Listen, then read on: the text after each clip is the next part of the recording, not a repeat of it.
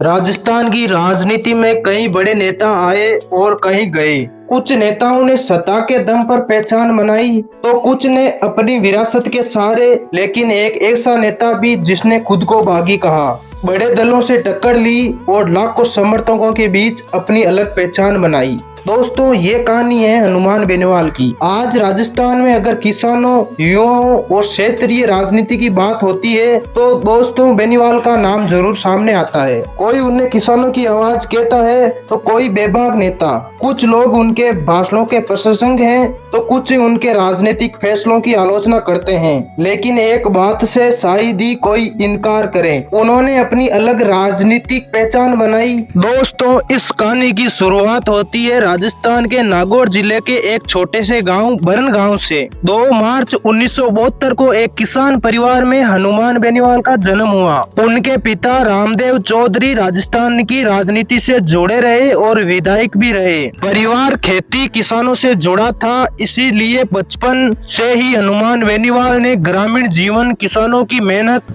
और उनकी समस्याओं को करीब से देखा। गांव के माहौल में पले बड़े हनुमान बेनीवाल पढ़ाई में भी रुचि रखते थे। आगे चलकर उन्होंने राजस्थान विश्वविद्यालय जयपुर से 1993 में बीए और 1998 में एलएलबी की पढ़ाई पूरी की। लेकिन उस समय शायद ही किसी ने सोचा होगा कि यह छात्र आगे चलकर राजस्थान की राजनीति का चर्चित चेहरा बनेगा। कॉलेज में प्रवेश के साथ ही उनका झुकाव छात्र राजनीति की ओर बढ़ने लगा। वे सिर्फ चुनाव लड़ने वाले छात्र नेता नहीं थे, बल्कि छात्र हितों से जुड़े मुद्दों पर खुलकर बोलते थे। 1994 में वे राजस्थान कॉलेज छात्र संघ अध्यक्ष बने। इसके बाद वे लॉ कॉलेज छात्र संघ में भी नेतृत्व किया और 1997 में राजस्थान विश्वविद्यालय छात्र संघ अध्यक्ष चुने गए। ये वही दौर था जब उनकी पहचान पूरे राज्य में बनने लगी।